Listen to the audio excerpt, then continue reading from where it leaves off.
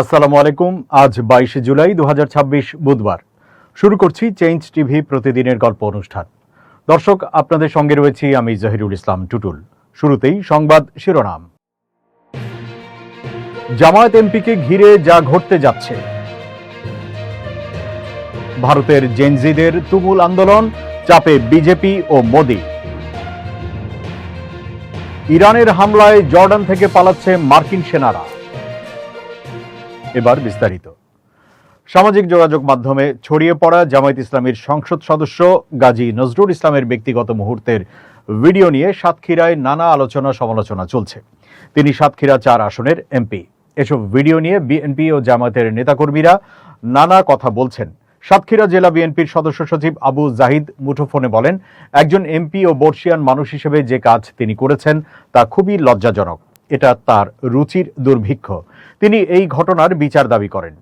সাতক্ষীরা জেলা ছাত্র দলের সাংগঠনিক সম্পাদক শাহিন ইসলাম এক ভিডিও বার্তায় বলেছেন, বিষয়টি খুবই দুঃখজনক। আমি বলবো গাজী নজরুল ইসলাম জনপ্রতিনিধির যে চেয়ারে আছেন সেখান থেকে স্বেচ্ছায় পদত্যাগ করতে, পাশাপাশি জামায়াতের দলীয়ভাবে যে ব্যবস্থা আছে সেটি তার বিরুদ্ধে নিতে। সাতক্ষীরা শহর ছাত্র শিবিরের সাবেক সভাপতি আল মামুন তার ফেসবুক আইডিতে লিখেছেন, কত ত্যাগ, কত কুরবানি, কত কষ্ট, কত পেরেশানি, আহা প্রিয় কাফেলায় কালি লাগিয়ে দিলেন। তার এই বক্তব্যকে উদ্দেশ্য করে সাতক্ষীরা পৌর ছাত্র দলের সাবেক আহ্বায়ক মোহাম্মদ ইমাদুল মন্তব্যে লিখেছেন, সত্যতা তুলে ধরার জন্য ধন্যবাদ ভাইয়া। এ সমস্ত ব্যক্তির সর্বোচ্চ শাস্তি হওয়া উচিত। আল মামুনের স্ট্যাটাসের মন্তব্যের ঘরে জামাত সমর্থক আব্দুল্লাহ আল মামুন মন্তব্য করেছেন, ভাই এখন তো আমাদের ঘরের দরজা দিয়ে বসে থাকা ছাড়া আর কোনো উপায় থাকলো না। ছাত্র শিবিরের কর্মী খালিদ হাসান লিখেছেন, আমাদের উচিত তাদের দৃষ্টান্তমূলক শাস্তি দিয়ে দেখানো যে আমরা আমাদের সংগঠনের লোকদের ছাড় দেই না। সাতক্ষীরার আরো অনেকেই ফেসবুকে এই ঘটনা নিয়ে নিজেদের কথা বলেছেন। এ নিয়ে চলছে পাল্টাপাল্টি আলোচনা, সমালোচনা ও নিন্দা। এবার পড়শির খবর। বুধবার ভারতের রাজধানী দিল্লির আন্দোলন ও সংসদীয় রাজনীতিতে চরম নাটকীয়তার সৃষ্টি হয়েছে। নিট ইউজি প্রশ্ন ফাঁস কেলেঙ্কারি এবং আন্দোলনকারী শিক্ষার্থীদের ওপর সাম্প্রতিক পুলিশি বর্বরতার প্রতিবাদে উত্তাল হয়ে উঠেছে দেশটির জাতীয় রাজধানী। একদিকে কেন্দ্রীয় স্বাস্থ্যমন্ত্রী ও বিজেপি সভাপতি জেপি নড্ডার বাসভবনে আলোচনার আমন্ত্রণ সরাসরি প্রত্যাখ্যান করেছে আন্দোলনকারী সংগঠন ককরোচ জনতা পার্টি সিজেপি। অন্যদিকে সংসদ ভবনের ভেতরে ও বাইরে কালো পোশাক পরে একজোট হয়ে প্রবল প্রতিবাদ জানিয়েছেন বিরোধী শিবিরের সংসদ সদস্যরা। বুধবার সকালে কেন্দ্রীয় পুলিশের মারফত সিজেপি নেতৃত্বকে জানানো হয় যে জেপি নড্ডার বাসভবনে তাদের আলোচনার জন্য ডাকা হয়েছে। তবে এই প্রস্তাব এক বাক্যে খারিজ করে দিয়েছেন সিজেপির মুখপাত্র ও বিশিষ্ট আন্দোলনকারী সৌরভ দাস। যন্তর মন্তরে অবস্থানরত হাজার হাজার বিক্ষোভকারীর সামনে সাংবাদিকদের মুখোমুখি হয়ে তিনি জানান, বন্ধ ঘরের দরজার পেছনে বা কোনো মন্ত্রীর ব্যক্তিগত বাসভবনে আলোচনা হবে না। সৌরভ দাস ক্ষোভ প্রকাশ করে বলেন, আমাদের আবারও ওর বাড়িতে ডেকে পাঠানো হয়েছিল, আমরা তা স্পষ্টভাবে প্রত্যাখ্যান করেছি। এখানে জনতার আদালত বসেছে, মন্ত্রীদের যদি কথা বলতে হয় তবে সাধারণ মানুষের কাছেই তাদের আসতে হবে। তিনি আরো জানান, সরকারের যদি নিরাপত্তাজনিত কোনো সমস্যা থাকে তবে তারা যন্তর মন্তরের কাছাকাছি কোনো নিরপেক্ষ স্থানে আলোচনায় বসতে রাজি আছেন। তবে সরকার যদি শিক্ষার্থীদের ন্যায্য দাবিগুলো মেনে নেওয়ার সদিচ্ছা দেখায় তবেই আলোচনা সম্ভব। সৌরভ দাসের কথায়, আমাদের সময় অত্যন্ত মূল্যবান, হাজার হাজার মানুষ এখানে আন্দোলন করছেন, আন্দোলন পরিচালনা করার দায়িত্বও আমাদের। কেবল লোক দেখানো বা অর্থহীন আলোচনার জন্য আমাদের ডাকার কোনো মানে হয় না। সরকারের সঙ্গে আলোচনায় বসার জন্য এবং আন্দোলন প্রত্যাহার করার ক্ষেত্রে ককরোচ জনতা পার্টি প্রধানত 3টি শর্ত স্পষ্ট করে দিয়েছে। বিতর্কিত প্রশ্ন ফাঁসের দায় নিয়ে কেন্দ্রীয় শিক্ষামন্ত্রী ধর্মেন্দ্র প্রধানের অবিলম্ব পদত্যাগ, প্রশ্ন ফাঁস কাণ্ড এবং পরীক্ষা বাতিলের মানসিক চাপে যেসব শিক্ষার্থী আত্মহত্যা করতে বাধ্য হয়েছেন তাদের পরিবারকে 1 কোটি টাকা করে আর্থিক ক্ষতিপূরণ প্রদান এবং শান্তিপূর্ণ আন্দোলনে যুক্ত থাকা শিক্ষার্থীদের উপর থেকে সমস্ত এফআইআর প্রত্যাহার এবং ভবিষ্যতে আন্দোলনকারীদের বিরুদ্ধে কোনো মামলা না করার লিখিত প্রতিশ্রুতি। সংসদে কালো পোশাক পরে বিরোধীদের সরব প্রতিবাদ। বুধবার সংসদ ভবনের ভেতরেও এই ঘটনার তীব্র প্রতিক্রিয়া দেখা গেছে। সোমবার শিক্ষার্থীদের সংসদ অভিযান কর্মসূচিতে পুলিশের লাঠিচার্জ এবং পরবর্তী দমন পীড়নের প্রতিবাদে ইন্ডিয়া জোটের বিরোধী সংসদ সদস্যরা কালো পোশাকে সংসদে হাজির হন। সংসদের মকরদ্বারের সামনে তারা শিক্ষামন্ত্রী ধর্মেন্দ্র প্রধানের পদত্যাগের দাবিতে স্লোগান দিতে থাকেন। সমাজবাদী পার্টির প্রধান অখিলেশ যাদব লোকসভার স্পিকার ওম বিড়লার উদ্দেশ্যে প্রশ্ন তোলেন, কেন আমাদের হাউসের ভেতরে যুব সমাজ ও শিক্ষার্থীদের পক্ষে কথা বলতে দেওয়া হলো না। এই লড়াই কোনো একটি দলের নয়, এটা দেশের কোটি কোটি তরুণের ভবিষ্যতের লড়াই। কংগ্রেস সভাপতি মল্লিকার্জুন খাড়গে গুরুতর অভিযোগ এনে বলেন, বিজেপি ও আরএসএস এর লোকেরা ব্যাজ ছাড়াই পুলিশের পোশাকের আড়ালে ঘুরছে এবং শিক্ষার্থীদের ভয় দেখাচ্ছে। তবে আমরা এই হুমকিতে ডরিয়ে যাব না, এই লড়াই চলতেই থাকবে। এছাড়া কংগ্রেস সাংসদ প্রিয়াঙ্কা গান্ধী সংবাদ মাধ্যমের ভূমিকার সমালোচনা করে বলেন, এটি বিশ্বের বৃহত্তম গণতন্ত্র, সংবাদ মাধ্যমের এখন সত্যিটা নির্ভয়ে তুলে ধরা উচিত।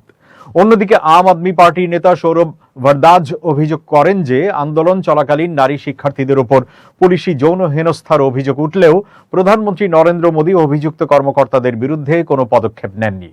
ভারতের সংসদে উদ্ভূত পরিস্থিতির মাঝে সংসদ বিষয়ক মন্ত্রী কিরেন রিজিজু জানান, সরকার সংসদে নিট প্রশ্ন ফাঁস নিয়ে যে কোনো আলোচনার জন্য প্রস্তুত। তবে শিক্ষামন্ত্রীর পদত্যাগের বিষয়ে তিনি কিছু বলেননি। রাজধানী দিল্লির আইন শৃঙ্খলা পরিস্থিতি নিয়ন্ত্রণে রাখতে আজ কেন্দ্রীয় দিল্লির অন্তত 16টি মেট্রো স্টেশন পুরোপুরি বন্ধ করে দেওয়া হয়। জনপথ সহ একাধিক গুরুত্বপূর্ণ মেট্রো স্টেশনের বাইরে সাধারণ যাত্রীদের ভোগান্তিতে পড়তে দেখা গেছে।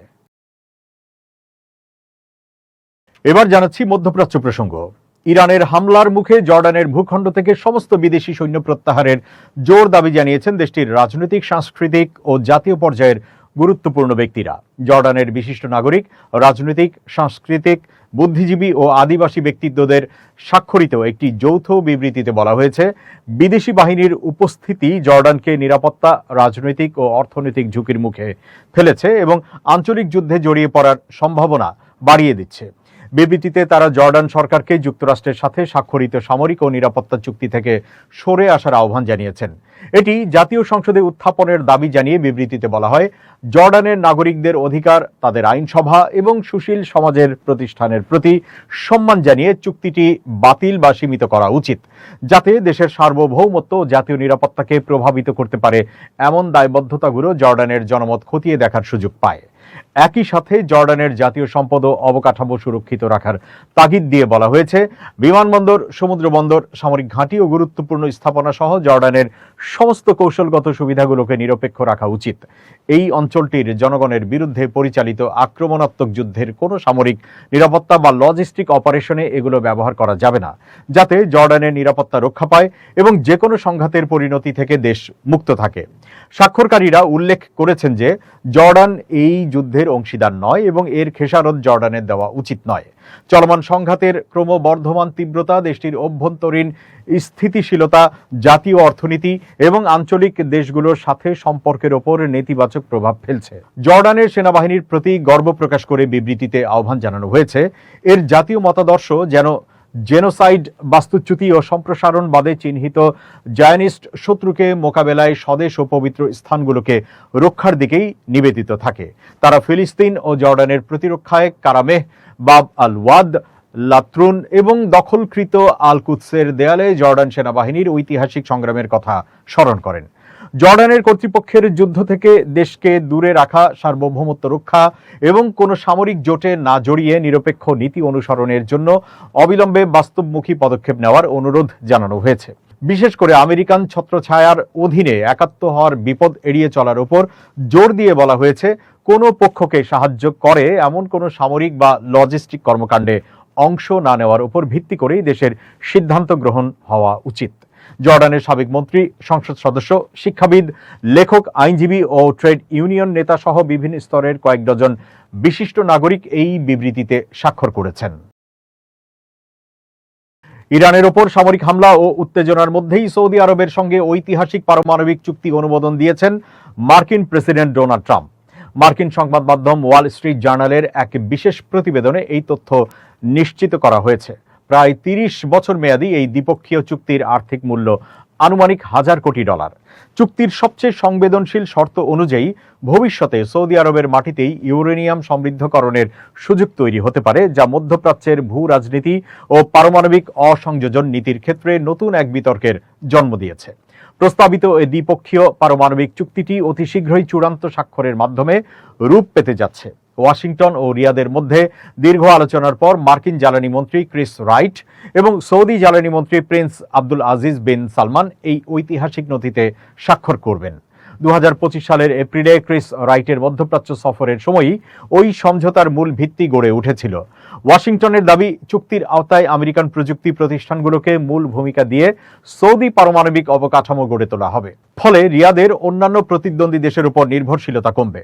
চুক্তির মূল রূপরেখা অনুযায়ী আমেরিকান প্রতিষ্ঠানগুলো সৌদি আরবে নতুন পাওয়ার রিঅ্যাক্টর ও পারমাণবিক প্রযুক্তি সরবরাহ করবে, যার মধ্যে অন্যতম সুবিধাভোগী হতে যাচ্ছে মার্কিন প্রতিষ্ঠান ওয়াশিংটন হাউস ইলেকট্রিক ও তাদের তৈরি AP1000 রিঅ্যাক্টর। পাশাপাশি প্রকল্প চালুর পর 2 বছর ধরে একটি যৌথ সমীক্ষা চালানো হবে। এই সমীক্ষার উদ্দেশ্য হল সৌদি আরবে বাণিজ্যিকভাবে ইউরেনিয়াম সমৃদ্ধকরণ কতটা লাভজনক তা নির্ধারণ করা। যদি সমীক্ষায় এটি ইতিবাচক প্রমাণিত হয়, তবে মার্কিন কোম্পানিগুলো এক গোপনীয় ব্ল্যাক বক্স কাঠামোর অধীনে সেখানে সমৃদ্ধকরণ কেন্দ্র নির্মাণ করবে, যাতে সৌদি কর্তৃপক্ষের কাছে মূল প্রযুক্তি স্থানান্তরিত না হয়। ট্রাম্প প্রশাসনের ঊর্ধ্বতন কর্মকর্তারা এই চুক্তিকে যুক্তরাষ্ট্রের অর্থনৈতিক ও সামরিক কৌশলের এক বড় বিজয় হিসেবে তুলে ধরছেন। সাবেক জ্যেষ্ঠ মার্কিন কূটনীতিক ও পারমাণবিক বিশেষজ্ঞ রবার্ট এন হর্নের মতে, এই চুক্তি আমেরিকার পারমাণবিক শিল্পে নতুন প্রাণ সঞ্চার করবে। ওয়াশিংটন ও রিয়াদের সম্পর্ক হবে আরও গভীর। একই সঙ্গে এটি সৌদি পারমাণবিক খাতে রাশিয়া ও চীনের সম্ভাব্য আধিপত্য ভেস্তে দেবে।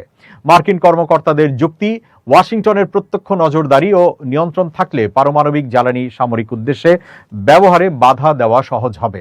অন্যদিকে সৌদি আরব দীর্ঘদিন ধরেই দাবি করে আসছে, তাদের এই পারমাণবিক উদ্যোগ সম্পূর্ণভাবে বেসামরিক ও শান্তিপূর্ণ কাজের জন্য। দেশটি তাদের অভ্যন্তরীণ জ্বালানি চাহিদা মেটাতে পারমাণবিক শক্তি ব্যবহার করতে চায়, যাতে তাদের অপরিশোধিত তেল বেশি পরিমাণে বিদেশে রপ্তানি করে রাজস্ব বৃদ্ধি করা সম্ভব হয়। তবে এই শান্তিপূর্ণ দাবির পাশাপাশি আন্তর্জাতিক বিশ্লেষকরা সৌদি যুবরাজ মোহাম্মদ বিন সালমানের 2018 সালের সেই সতর্কবার্তার কথা মনে করিয়ে দিচ্ছেন। যুবরাজ স্পষ্টভাবে বলেছিলেন, ইরান যদি পারমাণবিক অস্ত্র তৈরি করে, তবে সৌদি আরবও ঠিক একই পথ অনুসরণ করবে। এই চুক্তি সামনে আসার পর থেকেই আন্তর্জাতিক পারমাণবিক অসংযোজন বিশেষজ্ঞরা তীব্র উদ্বেগ প্রকাশ করতে শুরু করেছেন। সংস্থাসমূহের মতে, সংযুক্ত আরব আমিরাতের মতো সৌদি আরব তথাকথিত গোল্ড স্ট্যান্ডার্ড মানতে সম্মত হয়নি, যার মাধ্যমে অভ্যন্তরীণভাবে ইউরেনিয়াম সমৃদ্ধকরণ বা ব্যবহৃত পারমাণবিক জ্বালানির প্রক্রিয়াজাতকরণ চিরতরে নিষিদ্ধ করা হয়। এছাড়া রিয়াদ আন্তর্জাতিক পরমাণু শক্তি সংস্থার অতিরিক্ত পরিদর্শনের অনুমতি সংক্রান্ত অতিরিক্ত প্রোটোকল গ্রহণেও অনীহা প্রকাশ করেছে। অসংযোজন নীতি বিষয়ক বিশেষজ্ঞ হেনরি সোকোলস্কি সতর্ক করে বলেছেন, এই পদক্ষেপ মধ্যপ্রাচ্যের অন্যান্য দেশগুলোকেও পারমাণবিক প্রতিযোগিতায় নামতে উৎসাহিত করবে। একদিকে ইরানকে পারমাণবিক কর্মসূচি পুরোপুরি বন্ধ করার জন্য চাপ দেওয়া ও সামরিক হামলা চালানো, আর অন্যদিকে সৌদি আরবকে ইউরেনিয়াম সমৃদ্ধকরণের সুযোগ দেওয়া নিয়ে ওয়াশিংটনের দ্বিমুখী নীতির তীব্র সমালোচনা হচ্ছে।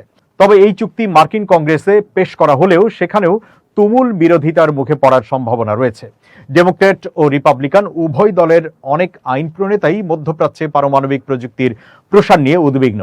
তবে ট্রাম্পের সম্ভাব্য ভেটো ক্ষমতাকে পাশ কাটিয়ে এই চুক্তি পুরোপুরি বাতিল করতে হলে কংগ্রেসে 2/3 সংখ্যাগরিষ্ঠতার প্রয়োজন হবে, যা আইন প্রণেতাদের জন্য একটি বড় চ্যালেঞ্জ। ইরানের বিরুদ্ধে চলমান সামরিক অভিযানে 500 জনের বেশি মার্কিন সেনা সদস্য আহত হয়েছেন বলে জানিয়েছে বার্তা সংস্থা অ্যাসোসিয়েটেড প্রেস এপি। এপির প্রকাশিত এক প্রতিবেদনে বলা হয়েছে, আহত সেনার সংখ্যা পেন্টাগনের প্রকাশিত সর্বশেষ সরকারি হিসাবের চেয়েও বেশি। প্রতিবেদন অনুযায়ী পেন্টাগন এতদিন সরকারিভাবে 482 জন মার্কিন সেনা আহত হওয়ার তথ্য প্রকাশ করেছে। তবে বিষয়টি সম্পর্কে অবগত এক সূত্র এপিকে জানিয়েছে, প্রকৃত আহতের সংখ্যা ইতোমধ্যে 500 ছাড়িয়ে গেছে। যদিও এ বিষয়ে যুক্তরাষ্ট্রের প্রতিরক্ষা দপ্তর নতুন কোনো আনুষ্ঠানিক পরিসংখ্যান প্রকাশ করেনি। এদিকে মধ্যপ্রাচ্যে মোতায়েন থাকা মার্কিন বাহিনী নিরাপত্তা নিয়ে উদ্বেগ বাড়ছে। দ্য ওয়াল স্ট্রিট জার্নালের এক প্রতিবেদনে বলা হয়েছে, অঞ্চলটিতে অবস্থানরত প্রায় 50,000 মার্কিন সেনা নিরাপত্তা নিশ্চিত করা ওয়াশিংটনের জন্য ক্রমেই কঠিন হয়ে উঠছে। ইরানের ড্রোন ও ক্ষেপণাস্ত্র হামলার আশঙ্কায় বিভিন্ন মার্কিন সামরিক ঘাঁটির নিরাপত্তা জোরদার করা হয়েছে। যুক্তরাষ্ট্র ও ইরানের চলমান সামরিক উত্তেজনার ফলে মধ্যপ্রাচ্যের সামগ্রিক নিরাপত্তা পরিস্থিতিও আরও জটিল হয়ে উঠেছে। এই অবস্থায় অঞ্চলে মোতায়েন মার্কিন সেনাদের নিরাপত্তা এবং সম্ভাব্য সংঘাতের বিস্তার নিয়ে আন্তর্জাতিক মহলে উদ্বেগ বাড়ছে। তবে আহত সেনার সংখ্যা 500 ছাড়ানোর বিষয়ে এপির প্রতিবেদনের পরও পেন্টাগনের পক্ষ থেকে তাৎক্ষণিক কোনো অতিরিক্ত মন্তব্য পাওয়া যায়নি। এবার খুব জরুরি 1 মিনিট জানাচ্ছি ইউনেস্কো ক্লাব জার্নালিজম অ্যাওয়ার্ড বিজয়ী আমিরুল মোমিনিন মালিক। খুব জরুরি 1 মিনিটে প্রত্যেককে আমন্ত্রণ। প্রিয় দর্শক, আপনি কিভাবে অন্যের যে ব্যতিক্রমী একজন মানুষ হবেন। একটা সহজ পন্থা আছে, কেউ পরামর্শ না চাইলে তাকে আপনি পরামর্শ দেবেন না। কারোর মধ্যে কোনো ভুল দেখলে আপনি তাকে না বলে নিজের দিকে তাকাবেন। যদি মনে হয় ওই ভুলটি আমার মধ্যেও আছে, তাহলে আপনি অন্যকে কেন পরামর্শ দিতে চাবেন? সবাই অন্যের ভুলটা দেখে, নিজের ভুলটা দেখে না। কিন্তু কাল থেকে আপনি নিজের ভুলটা দেখুন, আর অন্যের ভুল সম্পর্কে যদি সে পরামর্শ না চায় চুপ থাকুন, তাহলে দেখবেন আপনি ব্যতিক্রমী একজন মানুষ হয়ে যাচ্ছেন। আর যদি আগ বাড়িয়ে প্রত্যেক মানুষেরই ভুল ধরতে চান, তাহলে সমাজে আপনার খুব সুন্দর একটা স্থান হবে না। ব্যতিক্রমী হতে চাইলে আসুন ব্যতিক্রমী পথে হাঁটি। সবাই ভালো থাকুন, শুভেচ্ছা নিরন্তর। দর্শক, শেষ করছি চেঞ্জ টিভির প্রতিদিনের গল্প অনুষ্ঠান। changeTV.press বাংলাদেশের ইউটিউব জার্নালিজমের অগ্রদূত। ভিজিট করুন এর ওয়েবসাইট www.changetv.press, youtube.com/changetvpress এবং সাবস্ক্রাইব করুন চ্যানেলটি। নিয়মিত লাইক, কমেন্ট ও শেয়ার করে আপডেট রাখুন নিজেকে। ভালো থাকুন, নিরাপদে থাকুন, শুভেচ্ছা নিরন্তর। changetv.press, এক ফোঁটা হলুদও নেই।